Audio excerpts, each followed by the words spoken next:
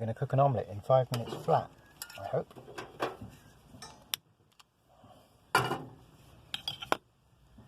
Okay, and they're lighting the gas.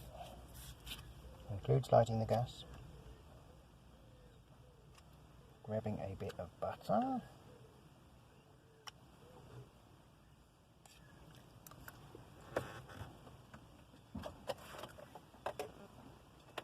Got my little fork ready.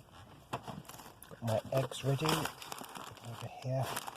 You can't see them, but I can.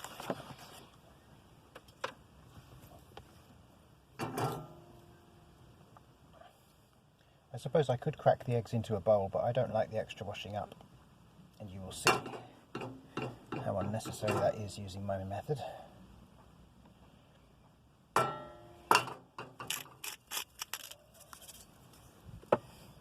Now, I fry the salt and pepper. I just find it disperses better in the omelette, and it's slightly milder tasting as a result. It's just a bit more subtle. Now that is super hot. You will agree. Get my fork ready.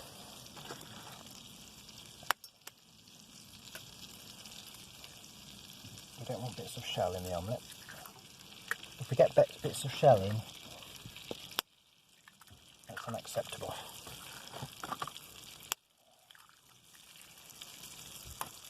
Okay. Wasn't ready with the baby wipes from my hands there. Now, I know it looks like fried eggs, but it's not. It's an omelette. Because the thing about an omelette is it doesn't need to be beaten as such. It just needs to be mixed. You're mixing the eggs, you are not beating them.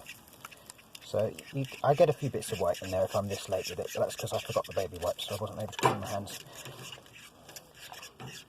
You could also put your cheese in at this point, so that does not need any more mixing. We don't touch that now. I'm just going to clean my fork so it's ready for eating with. And we keep this moving. Now the secret of why it doesn't stick is in the pan. This is anodized aluminium. It does not stick. Is it sticking a bit at the edges there? But as you can see, the amount it sticks is very insignificant. It should have kept it going from the start, really. Should have had it moving from the start, but look, see.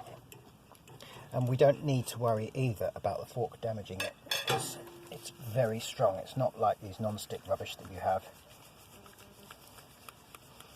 It doesn't matter if the omelette breaks at this point, within the first couple of minutes.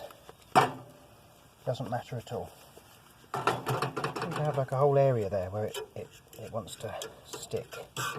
But yeah, it doesn't matter if it breaks at this early stage. Sometimes what happens at this point is that it starts to run up there and feather the edge, but that's generally if it's not hot enough. This I've got very hot, and I would have added the cheese in not very long after the egg, because if I'm using something like cheddar. If you're using something like Emmental, then you can add it quite late because it actually melts at a much lower temperature. Now normally, the way to serve that is just to fold it over like that. But I don't actually like runny egg inside my omelette.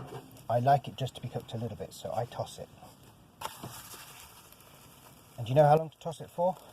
That's how long. And then, it's harder to fold, but you can still fold it onto the plate. You're just folding it backwards.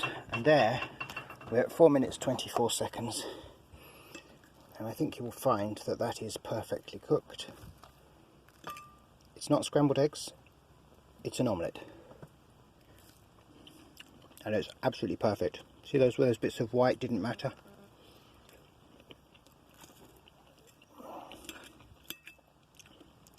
See, there are slight bits of white egg in there, but not enough to make any difference at all. It's still an omelette. In fact, they kind of add like layers. It almost makes it like a layer cake. kind of nice. Just makes it look a bit different.